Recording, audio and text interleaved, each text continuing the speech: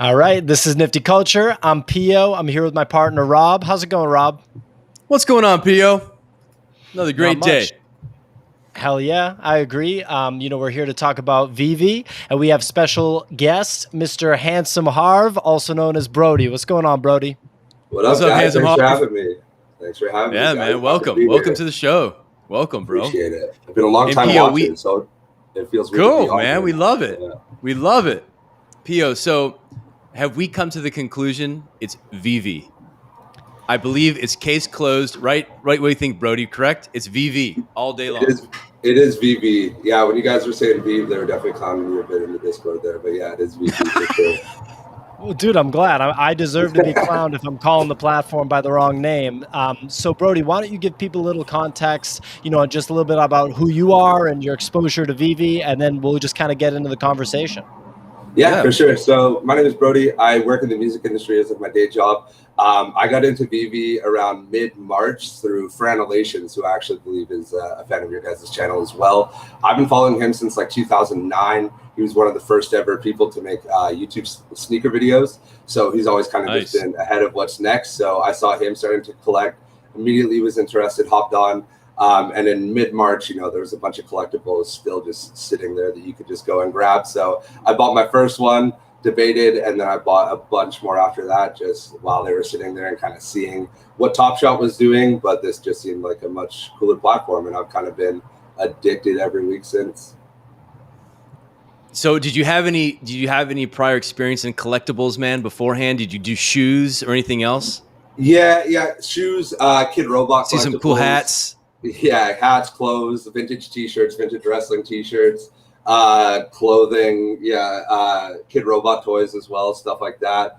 Nice. So yeah, had a few different like collectible, but this has definitely been the most kind of serious, I'd say, not just like picking things up as I like them, but going after it. Were you also into the crypto community as well before this? Have you been Bitcoin, Ethereum, and stuff like that, or not as much? I've always been familiar with it, but VeVe was the first thing to bring me in and make it make sense for me. Like I didn't really I didn't own any Bitcoin, any Ethereum before.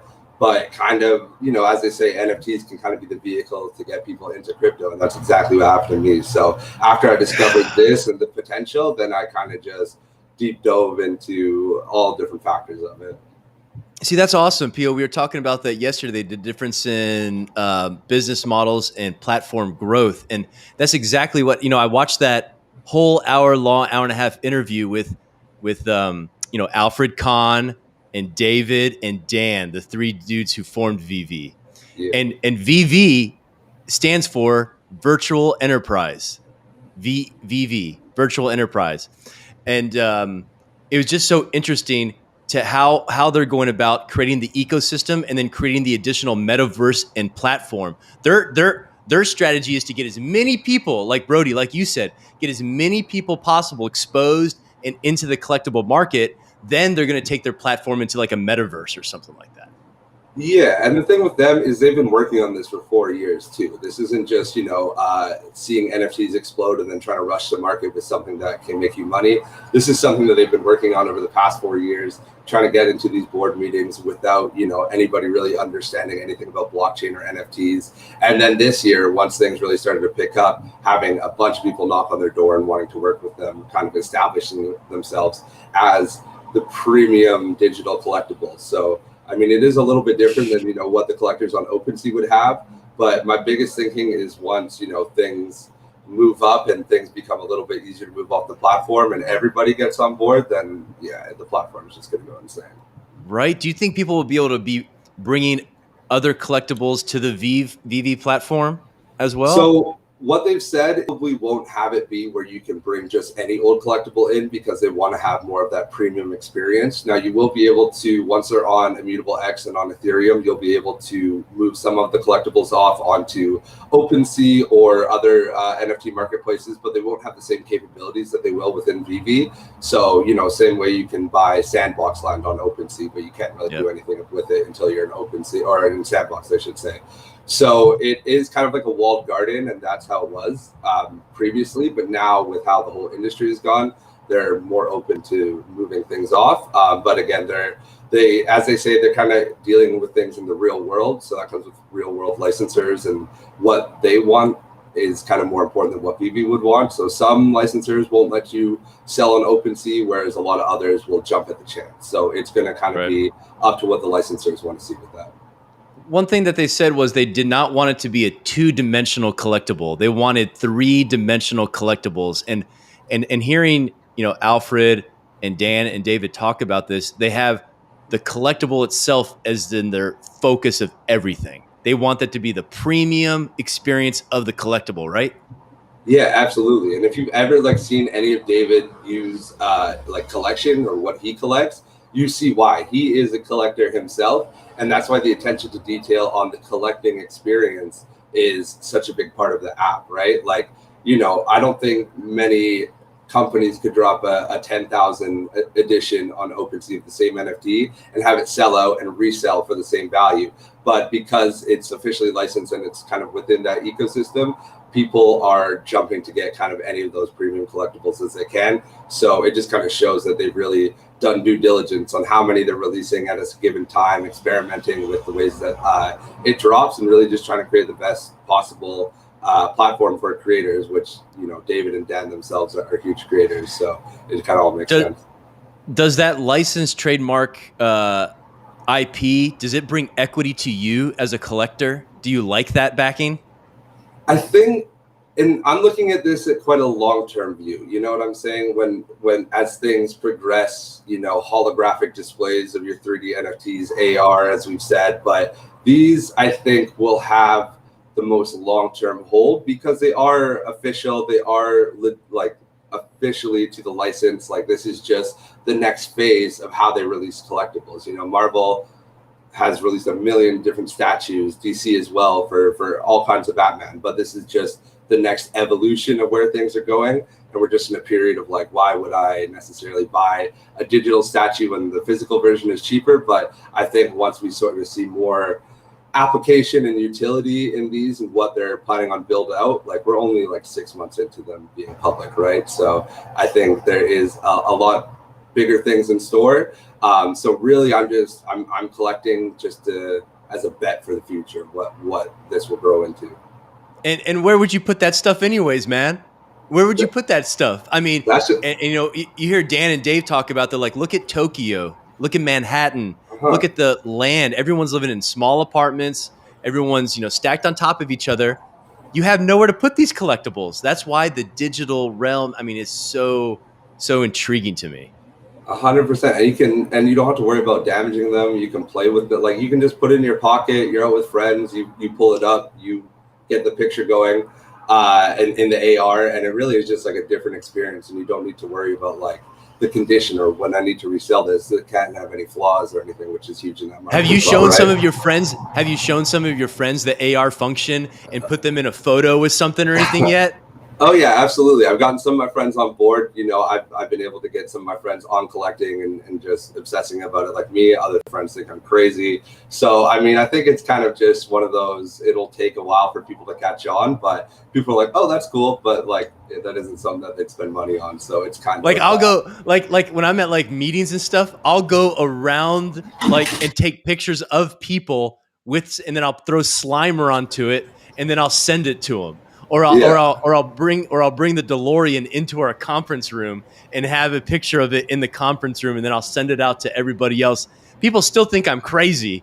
Yeah. But they do go, that's pretty cool. Yeah, 100%. And I think as bigger and better things release on it, we are at the early stages with just physical collectibles that don't move. They aren't animated for the most part. Other things you see Ghost Trap Bar or Ritmo from the Tokidoki series, the ultra rare on that series. I'm not sure, but after the end of season 1, they just made it animated. So it just became from a static 2D collectible, or not 2D, but static 3D to animated, and was the only one in the series and spiked the value way up. So the potential for what they could potentially upgrade or transform the collectibles into is pretty huge as well. Right, man. I think everyone's sleeping on that Ghost Trap, man. I think that Ghost Trap is sick. Well, I was very upset when I didn't score it, but Me too. there was very Me too, few, dude. so Me too, you take some L's along the way, man. What's your what are some of the collectibles in your VeVe collection right now that you love the most? Like, what do you have? For me, I'm a huge. I love the superhero stuff. So I have, obviously like my Batman, Joker, Harley Quinn from the Black and White series. I love, and the DeLorean was one of the most hyped things. I got 2 of those. But for me, the biggest things that I love are like the Ron English collectibles, the art toys, the Frank Kozik Labbits. Those are kind of the things that I've always been more interested in. So being able to have those like officially on there is so cool to me. So yeah, I got a whole set of the Ron English. I wasn't able to get a full set of the Frank Kozik, but I'm working on my way up, flipping my way up. Yeah, it was interesting because I saw the Ron English first drop on Nifty first. He did like a Nifty drop maybe like a few weeks before that. Then I'm like, oh shoot, it's coming out on VeVe too. I was like, that's interesting. And the VeVe art, I think, with the 3-dimensional and the ability to do all that stuff is so beyond the Nifty Gateway thing. 100%. And I mean, it's different, right? I mean, Nifty, what you get on Nifty Gateway is something that you're much more likely to put on a digital frame in your wall. But, art is different than what a vinyl toy or collectible is. With somebody like Ron English, he makes 2D art and he makes 3D vinyl collectibles as well, right? So it just allows these things to kind of take that next step in evolution into the digital space. Man, I think that's so cool. Did you get a hoverboard? Yeah, I got hoverboard, but I flipped both of them leading up to Comic-Con. I'm trying to get all the gems I can leading up to all the Comic-Con. So we haven't talked about that, man. Tell me what's going on with the whole Comic-Con thing. What's going on with that, with the VeVe? Yeah, so Comic-Con, they are not just an exhibitor, they are an official sponsor. They're the official sponsor of Comic-Con's metaverse. So they're working with a company called Future Tech Live to create a metaverse for Comic-Con at home, which is virtual again this year. So kind of perfect opportunity before the world goes back to normal and in-person events happen again. But yeah, so they'll be working with Comic-Con and presenting as their metaverse sponsor. And they'll have like a whole kiosk and storefront set up. They'll be doing drops every day from Friday to Sunday just through the VeVe app normally. So I don't think you have to necessarily attend Comic-Con, but they've already announced 2 of them. First being Call of Cthulhu, which is a super popular like role-playing board game and obviously just a popular fictional character. The mints on those are pretty low, but they all look pretty sick. And they just announced this morning a partnership with Mondo, which does kind of artsy movie posters. So they said they'll be releasing kind of like artistic Back to the Future and Bill and Ted Excellence Adventure movie posters. Yeah, on Saturday morning at 8 a.m. Wow. So starting this Friday. Yeah, Friday's Comic-Con. It's been waiting, and I mean, it's been nice because I mean, the announcement for Comic-Con at home came out. They weren't anywhere on the exhibitor list. People were starting to freak out a little bit. But one thing with VeVe is anytime there's like, I guess people are fearful or there's kind of like rumors spreading around, they always just completely silence the haters and the critics on that. So with this, yeah, as you can see, they're the official presenting sponsor of Comic-Con's metaverse, which I think is a pretty big deal. I mean, I'm not sure how many people actually go to Comic-Con at home versus the actual San Diego Comic-Con, but regardless, this is like the biggest pop culture event in the world. So the fact that they're in like this, yeah. They're gonna have a metaverse for the Comic-Con, so we can attend it. Yeah, absolutely. So I'm not exactly sure what that's exactly going to look like. They haven't really announced too many like previews, but I don't know if you guys know ComplexCon. Complex, obviously a huge media brand. They kind of had like it wasn't really with too much NFTs, but more like, okay, you can go here and buy an exclusive T-shirt or an exclusive vinyl toy, and it was almost like its own little metaverse within there. So I would imagine it could be something you could hopefully control fairly easily from your computer. But just stay tuned to VeVe's socials. They'll be doing drops or updates all week. So just important to stay up to date. Yeah, man, that's gonna be awesome. And then also the Marvel thing's coming out too, right? Yeah, so I mean, I don't know if they're actually going to. They haven't announced if they're going to be dropping any Marvel. I mean, I feel like this is going to be a huge opportunity. I've been waiting for a Wolverine collectible, but I think they have the comics, like NFT comics that will be releasing through VeVe. So you'll get the comic, you can project it, you can read it in AR just like you would an actual comic book. And digital comics are already a huge industry. The Marvel has its own app where you can buy digital version of the comic books to read. They're a little bit more animated, but with the 3D AR technology, I feel like they can do a lot more. So I'm excited to see when the Marvel comic stuff. I don't know if it'll be Comic-Con, just based on kind of what they've been saying, but I mean, if it is, then this is about to go nuts. Man, I agree with you. I'm telling you, everybody's sleeping on the VeVe. Everyone's sleeping on this stuff. It's awesome. Yeah. I mean, I think it's, a lot of people right now are obsessed with the 10K algo profile picture projects, and rightfully so. There's a lot of money to be made on there. These definitely don't stand out as unique as one-of-one, but they said that they have one-of-one pieces coming to VeVe later in the fall, and they'll be doing a heavier focus on art. They also have a collab with Ron English coming out called the Rabbit Grin, which is an exclusive statue.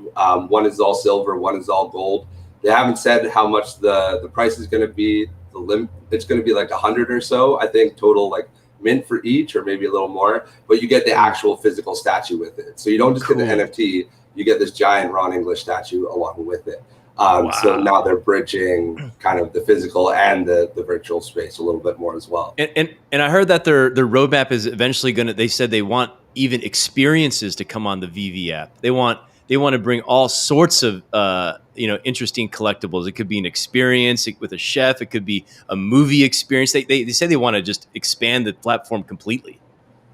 Yeah, I mean, I think the sky's kind of the limit. We're still in the early days of us all just trying to buy collectibles at home. What happens when we have to go to Comic-Con or other events to get the exclusive collectibles, or really get people out on the move and looking to find these more rare collectibles? Or they said they can drive traffic to one store, that if you're in that one store, you can get a collectible. And I think they said plan too. They have like a VeVe cold wallet that they're coming out with, that they eventually want to be able to sell at like GameStop and stuff like that, where you get it and it comes loaded with one VeVe collectible, and it adds another layer of security for the NFT purists who are like, if I can't take it on a VeVe, then I don't want it. Interesting, man. The derivatives are going to be just continuing to expand. I love it.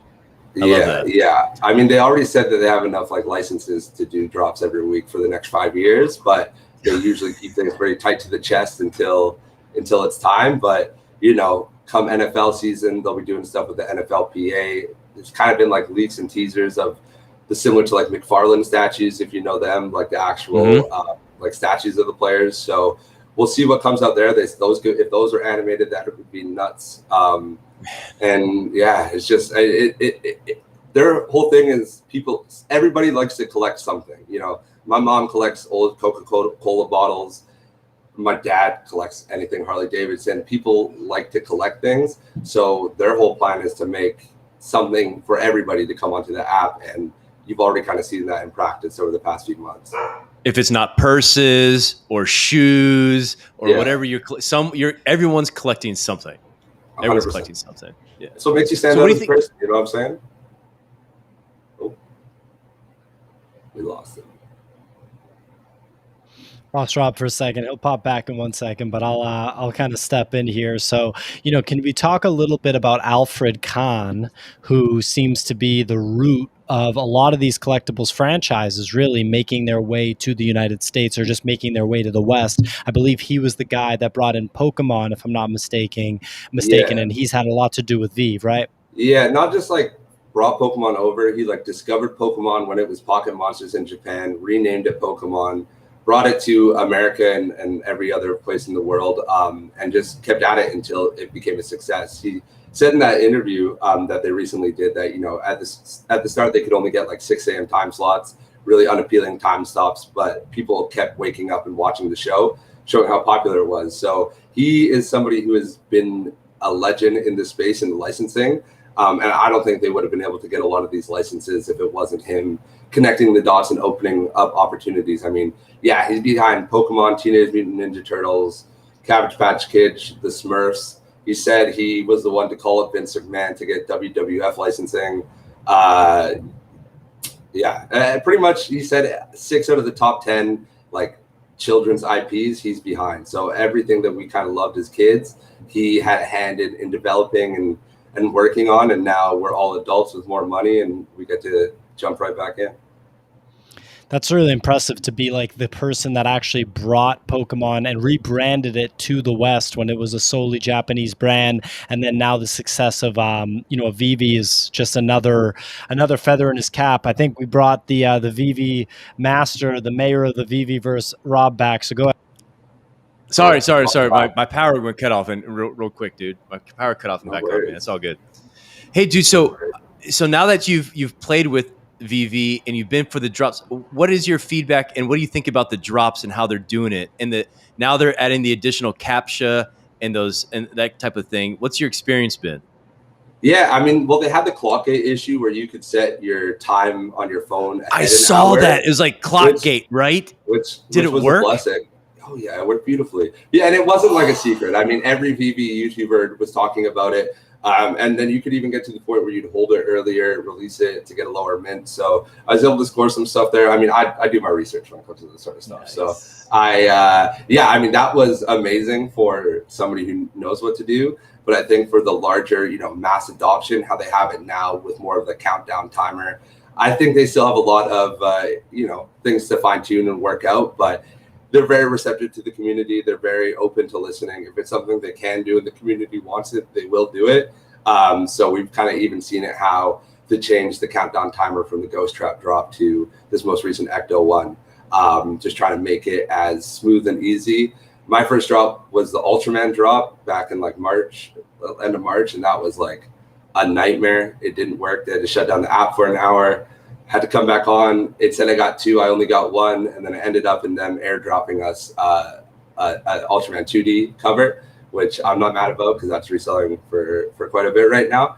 But yeah, I mean, it's grown a lot over the past. So I think seeing how it's refined and how it's constantly improved from week to week, month to month, it makes me very positive in how the whole process of growing the platform is going. Now, I feel a little bit more secure that bots can't take over that stuff because it's through the app and they have all these other additional layers. I mean, they're definitely. I mean, people were concerned about bots because you can get an emulator going on your computer where you can load up an Android phone or multiple, but they've completely removed that. You can't really log into most emulators now on your computer. So, the bot thing was definitely a big thing of concern for a lot of people, but I don't really see how people can game it that much anymore. I think they've really put in the focus on that, especially before Comic-Con, because I think they're saying Comic-Con will kind of be like the formal introduction to the world of VeVe. So we're kind of still just getting started. So we think we're going to see prices rise a little bit? I mean, I don't know how many people actually attend Comic-Con at home is the thing. So like Comic-Con in person is 130,000 people.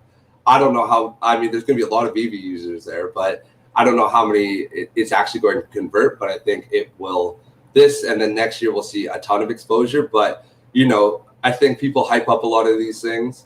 And then when they don't exactly do what they think, the prices kind of spike a little bit or drop a little bit. So, I mean, I think I'll be ecstatic if this just brings on a ton of new users and prices spike up. But I think a lot of these collectors might not want to jump in without having any prior knowledge of the app and just spend $500-$600 on a Batman. So, I think it's the perfect first step, and I think it will definitely bring in a ton of the exact type of users that you want on the app. But will it have that sort of life-changing impact right next week? I don't know. I can't tell you that. And I heard that, with the gem, being able to cash out gems is like 4 to 6 weeks out. People in the Discord and stuff we're talking about, they think prices will lower because people are going to be trying to cash out their stuff right then.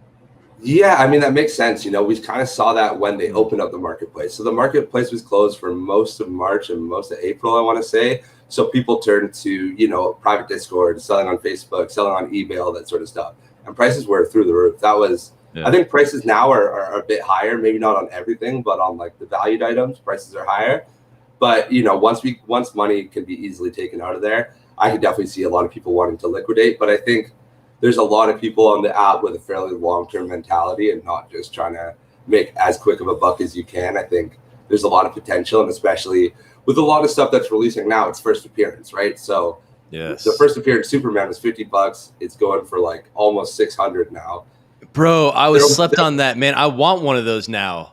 They're hard to get, man. They right? continue to go up. Well, what they complete a set by themselves. So you get one and you get a full set completed by itself. So there's a little bit of a added bonus. But, you know, when there's more Superman, that first Superman is going to be the most valuable. So with anything in collectibles, you know, it takes a few years for it to kind of gestate and grow. So, but people in crypto don't really have that kind of patience, or they want to see their money and they want to make it as quick as they can. So I think having a more long-term approach on this app will probably pay you dividends, especially because we're still years away from the coolest shit with AR technology and like holograms. Wearables, man. Wearables are coming, and I still think on the adoption curve, we're super early adopters.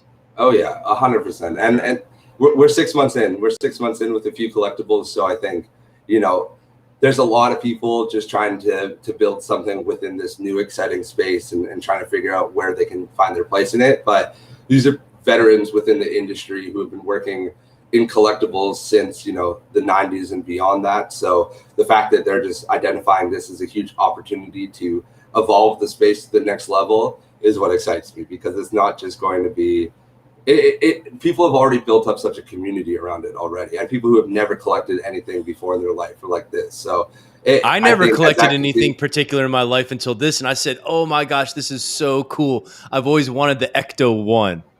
I've always wanted Slimer. Stuff is just so cool. Exactly. Like for me, it was the DeLorean. Like that is about like as cool of a car that you can get. So, and you know, I think when the DeLorean dropped as well too, like it was drivable, but then they took it away. So I'm kind of expecting the cars to be drivable again once that sort of stuff. Once the app becomes a little bit upgraded and it can handle more of those things. But yeah, I really just think the potential is so much, and what it is right now may hold people off from jumping on it. But you got to think about what this is going to be in a year, 2 years, 3 years. Yeah. I want a T-Rex. I want a Jurassic Park T-Rex, man. It's coming. It's coming. Right? Yeah, they previewed it. If you go to David Yu's Instagram, the CEO, it's like David YUNZ. He previews a bunch of stuff, so you can see like the USS Enterprise from Star Trek. You can see the T-Rex from Jurassic Park, and some other goodies on there. So that's always a good spot to try and find some leaks. I think that stuff is so awesome, so cool. Cool. So what are you? What are you excited? What are you excited for coming up with VeVe? Anything exciting that's ringing your bell coming up forward, except Comic-Con? Yeah, I mean, I'm super excited to see what they do with the Marvel stuff. I really want to see more art toys and stuff like that. Like if Cause ever comes, I will be the happiest man on earth. I'm really excited to see kind of what the potential is for bringing kids onto the app. So they also have partnered with Mattel for things like Barbie, Hot Wheels, LOL Surprise, which is a different kids brand, but they're doing a huge focus on, you know, digital toys that aren't as much collectibles, but toys for children. So I think that potential is huge too, to really just make the platform and ecosystem way bigger. So, you know, there's obviously going to be the people who want to collect the more expensive things, but there'll be stuff with easier access points for children and all that as well. It's just endless, man. This is going to be so interactive and immersive. And when wearables come out, just another expansion. Exactly. When you can have all your collectibles in your house, or, you know, even for me, I think hologram, like a small hologram projector that cycles through a few of your collectibles. I want that in my house. I want to be able to just have a cycle through of all my collectibles, or just leaving it isolated on one. And I don't think we're that far away from it. You know, we're still early in this decade, but come the end of the 2020s, then it's going to be something very, very interesting. Man, I'm so pumped, man. Pumped about all this stuff. Yeah, it's been exciting. You know, I've had a few moments where there's been dips in the excitement or lulls in announcements, and you're like, okay, was this stupid? Should I spend this much money on all this? But consistently, the team proves you wrong, and they keep coming out with stuff that you're like, okay, I was dumb for everything in that. So they pretty much always continue to surprise and you know, provide that fan service to keep people coming back and like excited about everything coming up.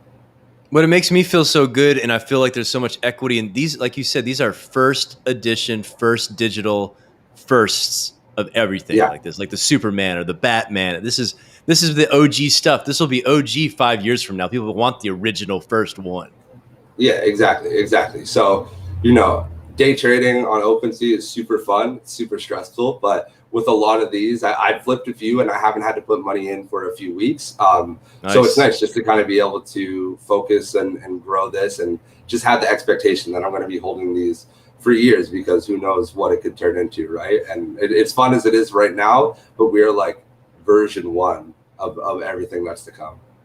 Yeah. And do you have any like young nephews or anybody that you ask about this stuff? I found out that even my young nephews, 13, 14, 15, they think it's super cool, but they're not even there yet. Do they understand Minecraft and wearables and digital assets in like a Minecraft, but we're still ahead of them when it comes to this. Well, yeah, I mean, these things aren't cheap either. So I haven't really showed it to any of my like little cousins, or a few family members who like older cousins who think it's cool and whatnot. But, I think the fact that they are so integrated into like Minecraft and Roblox and spending money to make their space and like avatar look cool, it just is going to come as kind of second nature to be able to spend money on virtual collectibles or anything of this kind of nature as the platform grows by the time that they're teenagers with disposable income as well, right? Getting your parents to like give you $90, $100 for a DeLorean or something like that is a little bit more difficult. But I also think once they have stuff aimed at kids, like that LOL Surprise, like I have no idea what that is, but apparently that's one of the biggest like toy brands for kids right now. They come in little blind boxes.